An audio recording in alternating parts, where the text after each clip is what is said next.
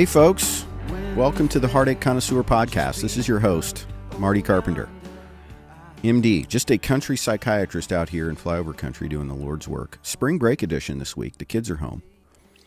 And I told my sons, they were sitting up there in the living room, and I was like, hey, I'm going downstairs to do a podcast. And Calvin, the middle one, was like, what are you doing a podcast on, Dad? And they said, oh, relationships. He's like, seriously, Dad? You've got like 1 million of those already. Why do you keep talking about relationships? Now, he does have a point. But I would contend that the discussion of relationships, specifically romantic ones, and really any relationship, but a lot of people find themselves in romantic relationships of one form or another, that is a fertile ground, that is a place where exploration of our own growth areas can be done very effectively. And so, I want to talk about that today in light of the upcoming couples training camp retreat we are hosting April 28th. Janice Baldus and I and a local Presbyterian church are putting this on in Coralville in the basement of the library there. And registration will be opening soon, and we'd love to have you. I think there's room for 60 some odd people, and I think right after spring break here, we're going to open that up, and I'll have more details about that later. But hey, I see you staring at this hairless patch on my arm right here. This is when I sharpen a chisel, I check to see if it's sharp enough by shaving the arm hair off my wrists. And that's a great test, although it leaves you looking, with bald patches on your arms. So whatever, I'm married off. I don't care what you think of my bald arms anymore, people. Anyway, hey, thank you, listeners, especially our listeners overseas and domestic in other countries. This week I looked back, number 2 was Australia. Throw another shrimp on the Barbie. Seriously now. You bumped Norway into number 3. So I don't know what happened to the Norwegians there. But anyway, we're so glad to have you, Australia, in the top 3 there. And welcome. And tell your friends down there, down under, wherever you are. You guys have bred out all the criminals by now, haven't you? Oh, I hope. That's probably wildly politically incorrect. Feel free to write me. That'd be fine. I don't really care. But anyway, we're going to talk about relationships, and I'm going to kind of give the anatomy of, relational conflict. Just kind of an overview. Not necessarily so much what to do about it, but just kind of why it is. Some degree of explanation as to why we struggle, and maybe a little bit more of a broad picture than I've done in the past. I've taken some pretty specific topics and explored those previously, but this time I'm going to look at it a bit more from an overview. So, and this is sort of heralding the upcoming couples retreat and the types of topics we're going to explore. And then at the retreat, of course, we're not just going to talk about why, but we're going to give you some tools and skills to take home with you and begin to put into practice in your relationships and hopefully see some real meaningful change, which is totally possible. All you got to do is go home and do it. Seriously. You got to push through the awkwardness, do things that don't feel natural until they feel natural. That's really the secret. But everybody gets weirded out when you ask them to do something that's out of line with their norm. It's like, we'll go to football games and dance like chickens and do the wave, but if I tell you to do something a little bit different than your normal routine when you get home from work, you look at me like, I've just swallowed a baby or something. I don't know. It's a mystery. Actually, I totally understand it. I was in the same boat at one point, but I've become a lot more open-minded as I've aged, as you can tell from the content of this broadcast. But anyways, the goal here, really, with this talk is to just take a look at yourselves a little bit. Take a look at your own. Let's have a state of the union of our couple here. That's what I'm doing here. And you can only improve if you take an honest assessment of what you're working with, what your problems are, what your shortcomings are, where you get hung up. And now you may not be able to explain them very well, and that's okay. The point is looking at the situation you find yourself in with your partner and agreeing that, yes, indeed, we're having some trouble here. No, things are not fine. This is half miserable most of the time. I'm tired of faking it. What if we admitted that we could use a little help and did something relatively harmless, like go to this couples retreat where they're going to give us bratwurst tailgating food and have a football theme and have a good time talking about relationships. It's pretty benign, you know. So that's my point with this. And I've made an allusion before to football and how marriage is indeed much like, or it's a great metaphor, actually. It's a great metaphor. I mean, much like, I mean, there's many ways, of course, you could spin this, but the basic idea, and this really applies to any sport, is that if you want to get good at something like a sport and begin to win and excel and have fun in it, you have to practice. You have to get good at it. You win some, you lose some. And you weren't born knowing how to do this, really. I mean, in fact, most of what we learn is dead wrong. The things we learn, some of the things we learn, at least from our parents, are dead wrong. A lot of the things we learn from society, sometimes our faith traditions, and I just there is an assumption by people oftentimes that, hey, this is just what you do, right? You know, grow up, you get a girlfriend, and you get engaged, and you get married. You know, and it just yes, people do that.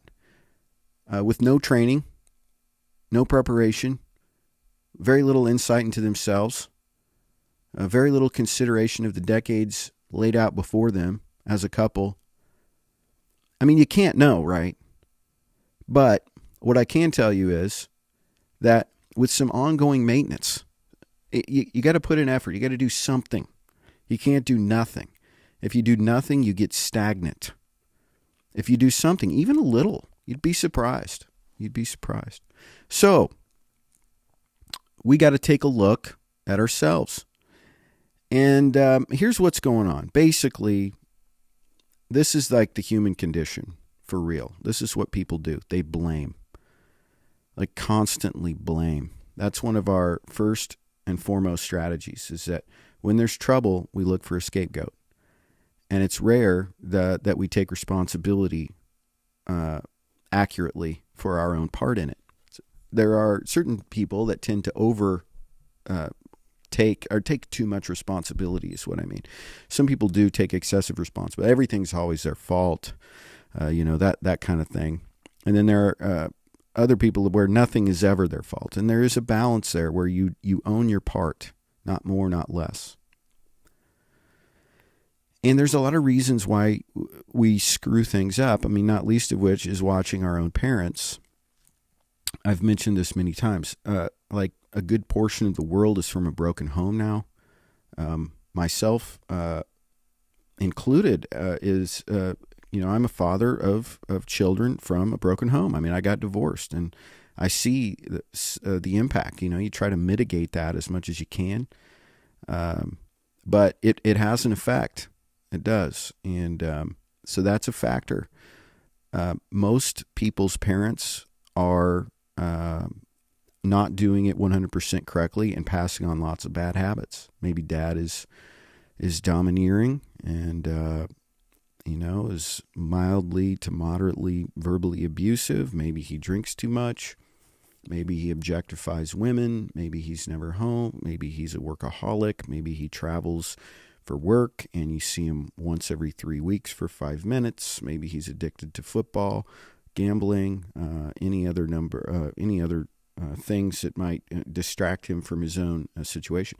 And then, mom, same deal. I mean, moms oftentimes are just as out to lunch in their own ways. Now, we're all doing the best we can, right? I get this. People are in pain, and a lot of these behaviors that we engage in, we do so from an attempt to simply survive our own internal state from one moment to the next. And that's fine, but it does have an impact. Essentially, when we are so self-centered that we don't pay adequate and proper attention to our children and sort of fill their emotional tanks, they grow up to essentially repeat the same things that we've done to them in various ways. And so that's a big deal. And then you have society. We have society's view of what it means to be a man and a woman. And that changes a little from place to place. Certainly, here in the Midwest, we have kind of to some degree at least, we have a Judeo-Christian kind of, take on the world with some traditional gender roles a little bit. And, I'm not here to talk about that really. My thing on gender roles is it's just kind of whatever works for you. If it works to have traditional gender roles and everybody agrees on that, I don't understand what the problem is. If you flip-flop it and you got a stay-home dad and mom's a breadwinner and that's working for you, then great. If it's not, though, you got to take a look at it. Or if it's imposed on somebody against their will, because that's what we think the rules are, that's also potentially problematic. So you have these kind of precepts that are handed down and taken to be fact, and we do that without thinking a lot of times very much about it. And then sometimes we take these rules and then we react against them hard. And we take systems that might actually benefit from what, on the surface at least, appear to be traditional gender role type behaviors. And we just say, you know what, that's too close to sexism for my blood. I'm not going to do anything that even remotely looks like that. We're going to be egalitarian at the expense of a system that works. I've seen that too, where you can push back so hard against, the traditional family values that you become kind of lost in your own rebellion. So I think you got to just say, hey, we're trying to maintain a relationship here. We're not trying to make a statement, that's my view. But these things all play in. And then there are very real issues around compatibility.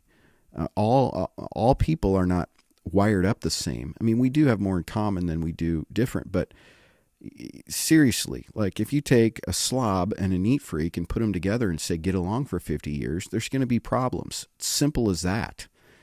And there are some strong arguments to be made for finding somebody when it comes time to, walk down the aisle or commit long-term to living with someone or whatever. Get somebody that you can stand to be around day in, day out in terms of their hygiene, their practices with laundry and dishes and parking the car and the garage and, all of this, routine schedules or lack thereof, bill paying. I mean, all these things, these behaviors that are largely due to our personality characteristics can become major stumbling blocks. They may seem cute at first, but over the years, they grind on you and they wear on you.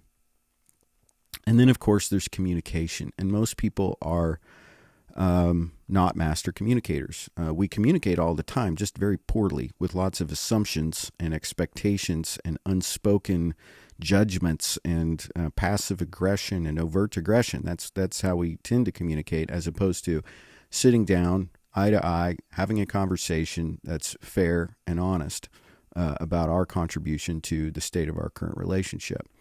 And this is the big one. I mean, communication is where pay dirt is the vast majority of the time in couples counseling.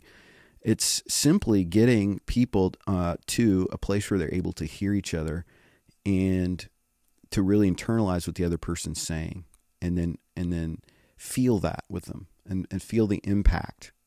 Like, no, it really hurts me. It hurts me and has hurt me for years. The amount of time you spend at work, the amount of time you're not with us at home, it hurts me. And, vice versa, it hurts me deeply, the amount of time that you spend socially with your friends. I really feel second best. I don't feel like you're engaging in the health of this relationship. I mean, these things, they pile up and they add up and they hurt, and we got to talk about them. We got to own up. And most of the time, when you cut through it and when you get right down to brass tacks and hear what the other person is saying, usually they have a point, almost always. And it's just that the other person has not heard their point for so long. So they've upped the volume. They've gotten nastier in various ways. They communicate uglier and uglier over time. And then you completely lose any hope at all of hearing the other person. And it just becomes about the style of communication. It's the nastiness of it. It's that you're being mean. It's that you're being angry, that you're yelling, that you're stonewalling, that you're not talking, that you're walking off. I mean, this is where then the problem lies. And again, with the compatibility, I mean, there's just some basic personality styles. And even with the communication thing, there are communication styles, on a very basic level. You have people who tend to be more introverted, who talk less. You have people who tend to be more extroverted, who talk more, who feel like, they want to check in regularly. They want to talk about what happened today and just kind of keep up with each other. There's some people who go to opposite corners of the house and read for 6 or 8 hours at a time, and that's fine with both of them. And there's everything in between. And so a good portion of some conflict can be attributed to personality differences, and it's important to take a look at that aspect of things. If you are having marriage problems, there's some really helpful personality tests, such as the Myers-Briggs and others, that can help shed a little light on some of our tendencies. And the thing is what we do is we take somebody whose personality traits are different than ours, and what we do is we judge them as wrong. You don't do it like I do it, therefore you're bad and wrong. And then we judge each other, and we don't hold each other loosely, so to speak. We don't give each other a chance to kind of be who they are. And, the secret really is to find it cute, whatever it is that the other person's doing, if possible. And again, you're looking at doing this for years and years. And sometimes the things that seem cute are not so cute 5 to 10, 15, 20, 25 years later. And people have different value systems. People were raised in all kinds of different homes where certain religious traditions were emphasized or not. Values about money, the importance of social life, the importance of work, the style of child rearing.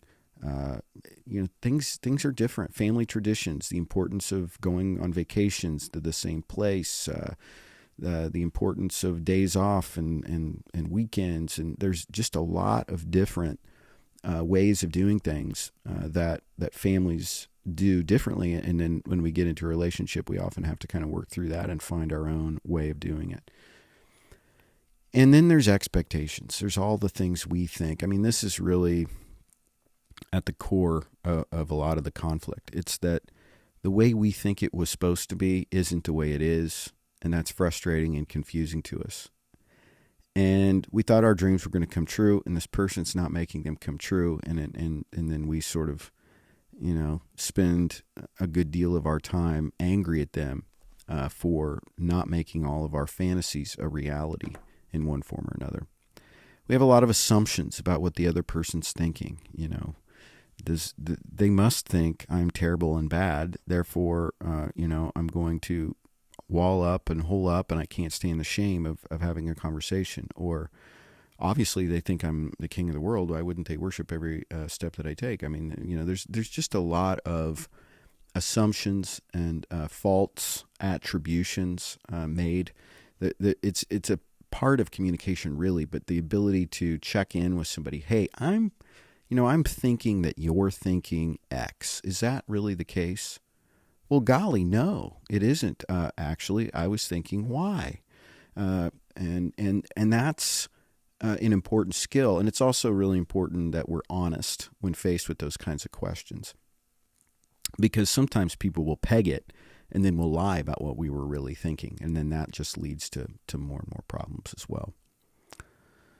So, and then I think another point worth mentioning is just the degree of fragmentation we have now in our society as a result of all of the distractions we're faced in any given moment with 5 or more choices of what to do with ourselves, all of which give us dopamine charges, like any number of glowing rectangles with all kinds of explosions and action and sex and violence and, the keeping up with the Joneses on Facebook and Snapchat. And I mean, a good old fashioned walk down the street with your mate, having a conversation about how life's going. I mean, that's just rarer and rarer, it seems, and so simple.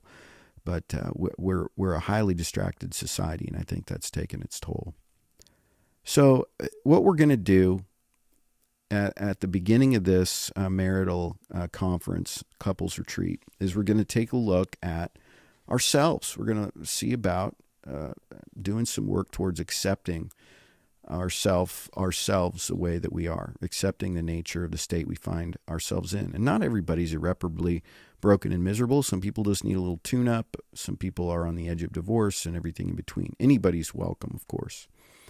And we're going to try to take a look then as the day goes on at some of the strategies that we're employing in our relationships currently, and see if any of those are basically losing strategies, and if they can be replaced or augmented or tweaked, and offer you some new plays for your playbook, so to speak, and learn how to get on the same team again. And that's a big piece. We gotta see each other as on the same side in wanting relationship success, and that's a big one. And it can be done. I've seen people turn around from some really, really dark places sometimes. And so there's a lot of hope. But to get hope, you first got to get honest and proactive. You got to see that it's possible to change. And if you're stuck in a rut, doing the same things over and over again and getting the same miserable results, that produces hopelessness. And so even little tiny tweaks, little tiny changes, seeing that, hey, if we just give it a little effort and intentionality, we can change the way we do business. That can begin to produce hope, and that nut gets cracked, and it's wide open, and then then there's room for some real healing. And a lot of times there needs to be some of that too, where there's a time period where people are allowed to mourn and grieve the loss of the way their relationship was supposed to be, and then accept it the way it is and move on from there. So, hey, thank you for listening today. And I very much encourage you to consider donating to my Patreon page. This I'm finding more and more as the feedback is coming in, that it's actually helpful for folks, that it's making a difference in the way that people feel sometimes, in the way that they see their world. And so if you find value in this, help me out. Donate. I'm going to use it to further this. I'm going to use it to better my equipment. I'm going to use it to hopefully do some marketing and begin to see where we can take this message of health and growth and spiritual change and all that. That's what I'd really like to do. I'd like that to be part of my life, and I can't do it unless it puts a little bit of food on the table. So help me out if you feel so moved. I would very much appreciate it. Happy spring break. If you're in the South, if you're in Fort Lauderdale, does anybody go to Fort Lauderdale? I don't think anybody even goes there anymore. If you're in Cancun, you're not listening to this at all.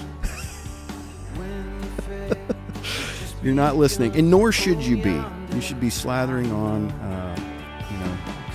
coconut suntan lotion and yandering at the opposite sex. So anyway, with that, I will leave you, and we will see you next time. Thanks for listening.